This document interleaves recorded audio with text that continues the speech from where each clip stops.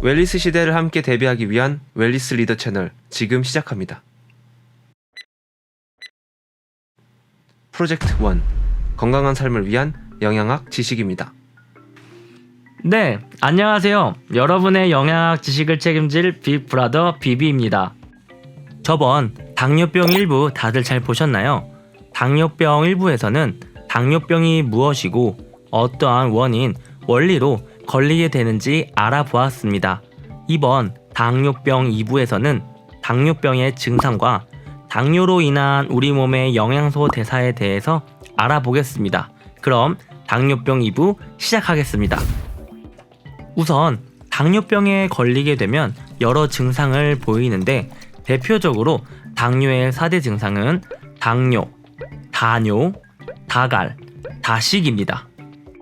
먼저 고혈당이 되어 170mg/dL 이상의 농도가 된 포도당은 소변을 통해 밖으로 배출되어 당뇨가 발생되고 혈액 삼투압으로 수분이 세포에서 혈액으로 이동하여 소변량 증가가 발생합니다. 이로 인해 세포는 탈수되었기 때문에 심한 갈증을 발생시킵니다. 혹시 삼투압의 개념이 조금 헷갈리시다면 웰니스 채널 안에 있는 생활과학 상식편을 참고하시면 좋습니다. 또한 제1형 당뇨에서는 포도당이 세포 내로 들어가지 못하여 배고픔을 느끼고 단백질과 지방이 분해되어 체중이 감소하여 식욕이 항진됩니다.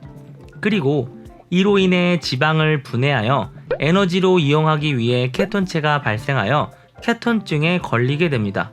이를 당뇨병성 케톤산증이라고 합니다. 여기서 왜 단백질과 지방이 분해되고 케톤체가 발생하는지는 웰니스 채널 안에 있는 케톤증 편을 참고하시면 좋습니다. 반면 제2형 당뇨에서는 포도당의 이용은 적지만 최소한의 포도당은 이용할 수 있어서 배고픔이 유발되나 케톤증은 발생하지 않고 고삼투압성 비케톤성 혼수가 발생합니다. 고삼투압성 비케톤성 혼수란 앞서 말씀드린 내용처럼 높은 혈당은 다뇨를 유발하는데 이로 인해 혈액은 비정상적으로 농축되어진 상태가 됩니다. 간단히 말하여 세포의 수분이 혈액으로 빨려나가 신체 대사를 해야 하는 세포들이 사용해야 할 수분이 부족해지는 것을 뜻합니다. 그로 인해 중증의 탈수 증세를 불러일으키게 되어 케톤증과 유사한 혼수 증세를 발생시키는 것입니다. 이를 고삼투압성 비케톤성 혼수라 합니다. 그리고 부가적으로 혈액의 농도가 높아 삼투압으로 인해 세포 내액이 소실됩니다. 세포 내액의 손실은 체내 칼륨의 손실과도 이어집니다. 따라서 제2형 당뇨의 경우 칼륨의 섭취가 굉장히 중요해집니다. 세포 내액과 칼륨에 대한 내용은 웰니스 채널 안에 있는 소화흡수 편을 참고하시면 좋습니다. 그럼 이제 당뇨병에 걸렸을 시 우리 몸에서 발생하는 영양소 대사 과정 변화에 대해 알아보겠습니다. 이 내용은 지금까지 설명한 증상에 대한 이해에 도움을 주고 추후 여러분이 어떻게 당뇨를 예방, 치료할 수 있고 그리고 어떻게 식이요법을 해야 하는지와 연관되는 지식이기 때문에 집중해서 시청해 주시기 바랍니다.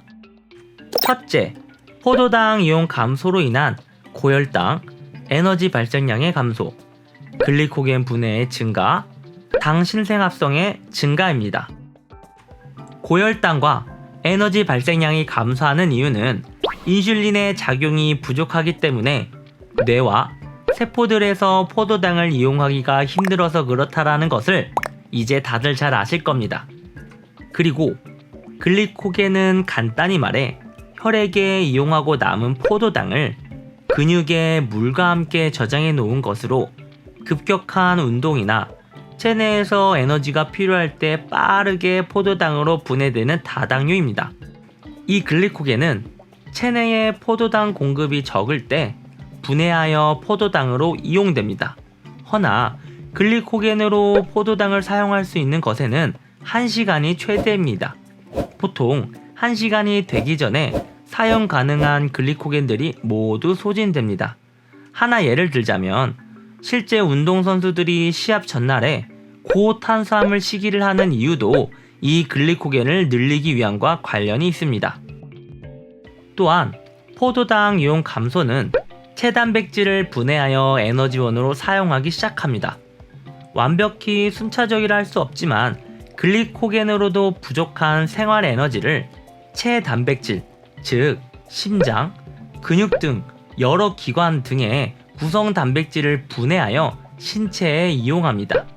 이로 인해 신체 장기들의 기능 저하가 발생할 수도 있습니다. 둘째, 지방 분해의 증가로 인해 고지혈증, 케톤증이 발생합니다. 좀 전에 체단백질 분해는 우리 몸의 중요 장기들의 기능 저하를 불러오기 때문에 우리 신체는 머지않아 바로 체단백질 분해를 중지합니다. 이후 필요한 에너지는 체내의 지방을 분해하여 케톤체라는 포도당의 대체물질을 만들어냅니다. 이전 일부에서 포도당이 유일한 에너지원이 아닌 최우선적 에너지원이라고 한 이유가 여기에 있습니다. 뇌에서는 포도당을 최우선적으로 이용하고 그 다음으로 케톤체를 이용합니다. 허나 이 케톤체는 여러 부작용들이 있습니다. 우선 우리 몸이 산성화가 됩니다. 이로 인해 입에서 신냄새가 나게 되고 산연기 평형이 깨져 여러 신체 기능 저하를 불러옵니다. 그 이유는 케톤체의 종류에는 아세톤, 아세토아세테이트, 베타히드록시부티르산 이렇게 세 가지 종류가 존재하는데 이 중 아세토아세트산과 베타히드록시부티르산이 산성이라 그렇습니다. 이를 케톤산이라고도 합니다. 그래서 케톤증, 케톤산증 두 가지로 불리게 됩니다. 이 두 가지가 같은 것이니 뭐가 다른 거지? 라고 헷갈리실 필요 없습니다.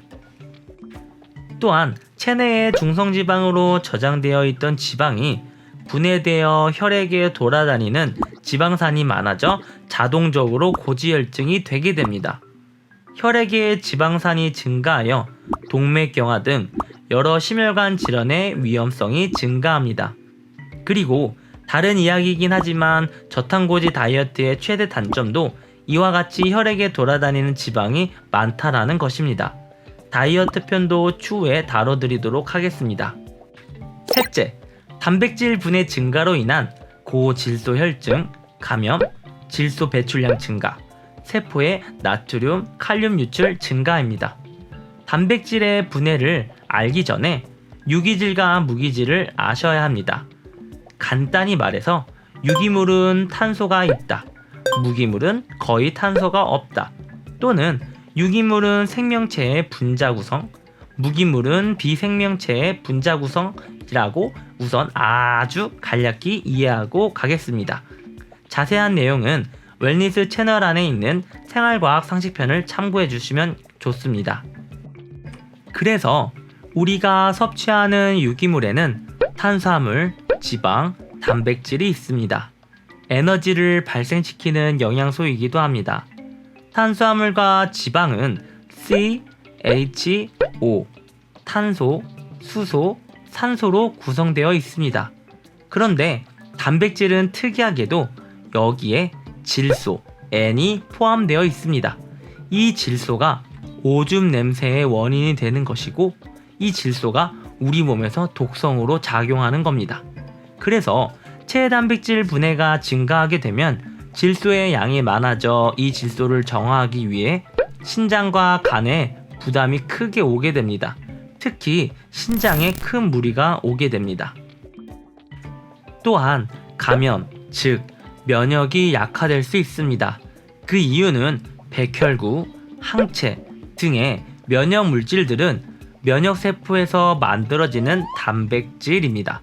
따라서 단백질의 분해는 면역물질의 저하와도 관련이 있습니다. 그리고 체단백질 분해에 따라 세포 내 칼륨이 유출되어 나트륨, 칼륨 등의 전해질들은 케톤체와 함께 소변으로 배설됩니다. 넷째, 혈액 삼투압의 증가로 인한 수분과 전해질의 배설량 증가, 그리고 전해질 불균형 탈수가 발생합니다.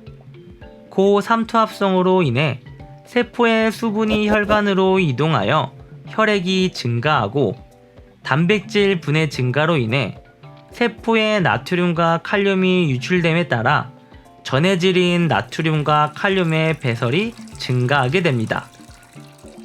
전해질이란 간단히 말하여 물 등의 용매에 녹아 이온화하여 이온이 생기는 물질로서 플러스 마이너스의 전도성을 띠게 되는 물질입니다. 우리 몸에서는 나트륨과 칼륨이 대표적인 전해질입니다. 한마디로 나트륨과 칼륨이 혈관에 있던 영양소를 세포로 이동시켜주는 것이 대표적인 한 예시입니다. 따라서 수분과 전해질 배설이 증가하여 전해질 불균형과 탈수가 발생하게 되는 것입니다. 위에서 언급했던 대사 과정에 대한 자세한 내용은 웰니스 채널 안에 있는 영양소 대사편을 참고하시면 좋습니다. 다음으로 알아볼 당뇨병의 합병증과 진단 방법에 대해서는 다음 3부에서 알려드리겠습니다. 이상으로 당뇨병 2부 마치겠습니다. 감사합니다.